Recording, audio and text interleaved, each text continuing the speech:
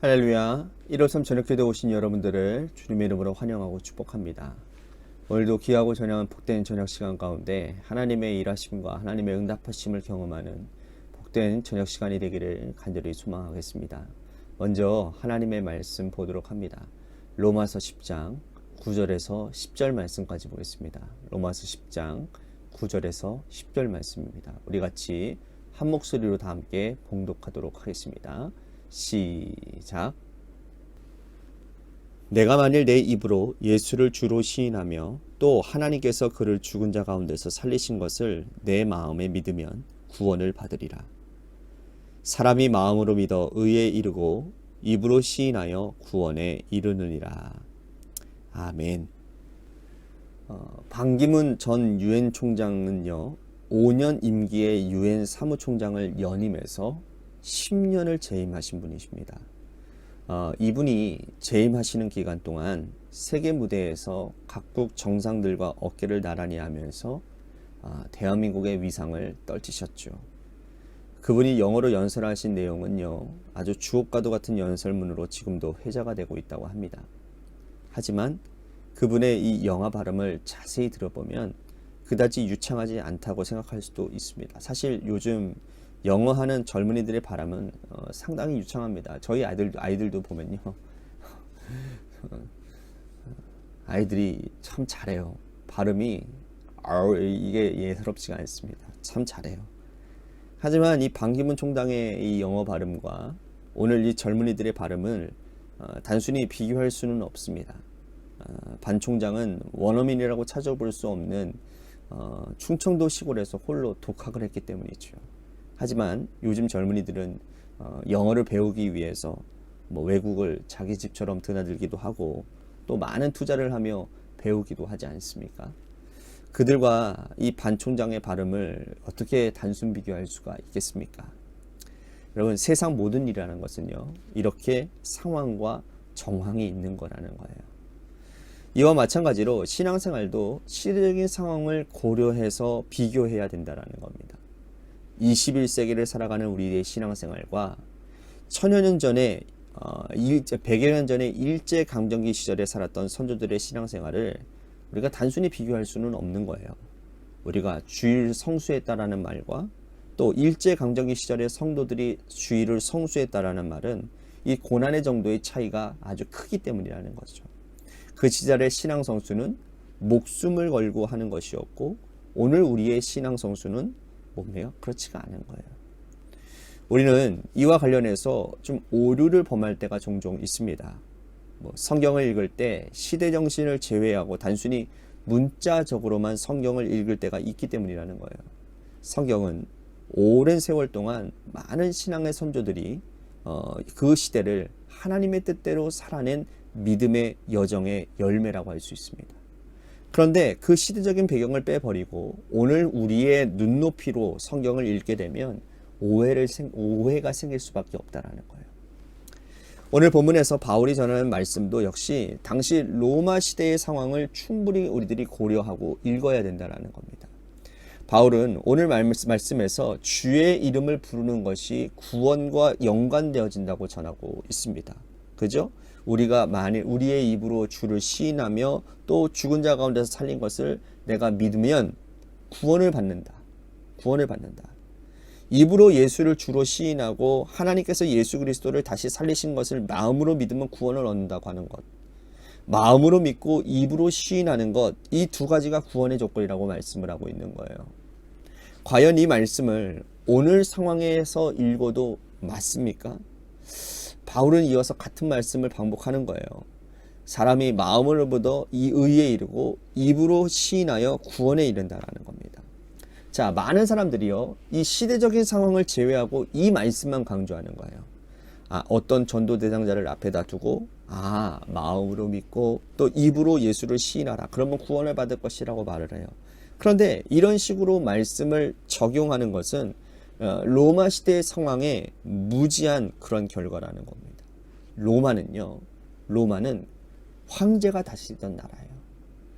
그 당시에 로마는 세계의 가장 큰 제국이었어요. 로마 황제는 식민지 통치에 관용을 베풀었습니다. 하지만 관용 이전에 한 가지 전제가 있는데 그것이 뭐냐면 바로 황제 숭배였습니다. 통치하는 나라들마다 곳곳에 이 황제를 숭배할 수 있는 공간을 만드는 거예요. 그래서 그곳에 가서 황제를 섬기라고 하는 겁니다. 여러분, 황제를 퀴리오스라고 부르게 했어요. 퀴리오스 들어보셨어요? 퀴리오스. 우리가 주라고 하는 이 말이 퀴리오스라는 뜻이거든요. 우리가 예수 그리스도를 뭐라고 고백합니까? 주님이라고 고백하잖아요. 주라고 고백하지 않습니까? 그런데 그 당시에 로마 시대의 주는 바로 누구냐? 예수 그리스도가 아니에요. 로마 황제예요. 황제를 퀴리오스라고 부르지 않고 황제 숭배를 하지 않으면 핍박이 주어지게 되는 겁니다. 모진 고문이 이어지고 또 경제적인 삶을 이어갈 수가 없습니다. 그런 엄중한 시절에 로마에서 믿음 생활하는 이 로마 교회 성도들에게 바울은 편지를 보내면서 너희가 구원받은 백성이 되고자 하느냐? 그렇다면 예수를 퀴리오스라고 선언하라. 그것도 너 스스로 아무도 없는 공간이 아닌 믿음의 공동체 백성들이 모인 공적인 자리에서 예수님을 주님이라고 선언을 해라. 그러면 너는 구원받은 백성이 될 것이다 라고 말씀을 하고 있는 겁니다. 이것은요, 대단히 위험한 일이에요. 믿음의 고백을 듣는 공동체 사람들 중에 밀고자가 있다고 생각해 보십시오. 여러분, 이거는요, 자신의 목숨을 건 행위입니다.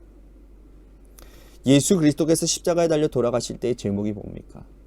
빌라도가 예수님을 신문할 때에 한 가지만 질문했어요. 그것은 뭐냐? 너가 유대인의 왕이냐? 라는 질문이었어요. 유대인의 왕이냐? 그 질문에 예수님이 그렇다고 대답을 하시죠. 예수님이 십자가에 달려 돌아가실 때 그때 십자가에 적힌 명패가 뭔지 아세요? 유대인의 왕 나사렛 예수였습니다. 예수님은요, 이 로마 황제를 퀴리오스라고 부르지 않고 자신을 유대인의 왕이라고 선언했기 때문에 십자가에 달려 돌아가셨어요. 그렇게 죽은 예수를 퀴리오스라고 고백하는 사람들이 로마의 심장에서 자라고 있다는 사실을 로마 당국이 여러분 어떻게 받아들이겠습니까? 그들을 색출해서 죽이지 않겠어요? 당시 예수를 주라고 시인하는 것은 목숨을 건 그들의 신앙 고백이라는 거예요. 마태복음 16장에 보면 베드로의 신앙 고백이 나오지 않습니까? 예수님께서 빌립보 가이사랴 지방으로 지나가실 때에 제자들에게 묻습니다. 너희들이 나를 누구라고 하느냐? 사람들이 나를 누구라고 하느냐라고 묻죠. 그러면 너희는 나를 누구라고 하느냐라고 하는 대답하지 않을 때, 아무도 대답하지 못할 때에 베드로가 이렇게 대답을 합니다. 주는 그리스도시요 살아계신 하나님의 아들이십니다. 여러분, 빌립보 가이사랴, 이 빌립보 가이사랴라고 하는 곳이 어느 곳인지 아십니까? 바로 황제를 숭배하기 위해 만든 로마의 계획 도시예요. 그러니까 도시 곳곳에 제가 말씀드렸잖아요. 황제의 송상들, 황제를 숭배할 수 있는 것들을 이렇게 마련해 놓았다고요. 그런데 그런 도시가 바로 빌립보 가이사랴라는 곳이에요. 그런데 그곳에서 베드로는 예수님을 왕이라고 선언하고 있다는 거예요. 우리는 그 당시의 문법으로 이 말씀을 다시 한번 읽어봐야 돼요. 누구든지 주의 이름을 부르는 자는 구원을 받으리라. 전혀 다르게 와닿지 않습니까? 그렇다면 주의 이름을 부르는 것을 여러분 오늘 언어로 옮긴다면, 오늘날 우리의 언어로 옮긴다면 어떻게 정의할 수 있을까요? 바로 우리의 삶을 우리의 삶으로 예수님을 주님으로 표현하는 거죠. 우리는 입으로 예수님을 주님이라고 부르는 것에 익숙해져 있습니다. 그런데 진실로 예수님을 인생의 주인으로 섬기며 살고 있냐라는 거예요. 일터에서, 가정에서, 삶의 현장에서 예수님이 아닌 돈을 주인으로 모시고 있고 욕망을 주인으로 모시고 사는 것이 우리들의 상황일까요? 그것을 척결하고 삶으로 예수님을 주인으로 모시는 것으로 우리는 보여줘야 된다는 거예요. 말씀대로 살고 주님께 매여 사는 모습을 모인 사람들에게 알 수 있도록, 내 주변에 있는 사람들에게 알 수 있도록 살아야 된다는 거예요. 그것이 바로 구원, 오늘날 현대판의 구원에 이르는 구원받은 자들의 삶이라는 겁니다. 칭의는 하나님이 주도하셔서 우리를 하나님의 자녀로 인치신 것이고, 성화는 성령님의 도우심을 힘입어서 거룩하게 되어져가는 과정이라는 거죠. 이 과정에서 삶으로 예수님을 고백하는 것이 중요하다는 거예요. 2000년 전에는 목숨을 건 입술의 고백이 구원을 받는 그러한 구원에 이르는 그러한 일이었다고 한다면, 오늘날에는 입술만이 아니라 우리들의 삶으로 예수님의 주되심을 드러내는 삶을 살 때에 그것들을 인해서 하나님이 우리를 구원받았다 인치시고 또한 그 일들을 통해서 하나님의 나라가 확장되어지는 일들을 행하게 하신다는 말씀입니다. 오늘 말씀 생각하면서 우리 같이 이렇게 기도했으면 좋겠어요. 하나님, 입술만이 아닌 삶으로 주님을 드러내는 삶을 살겠습니다.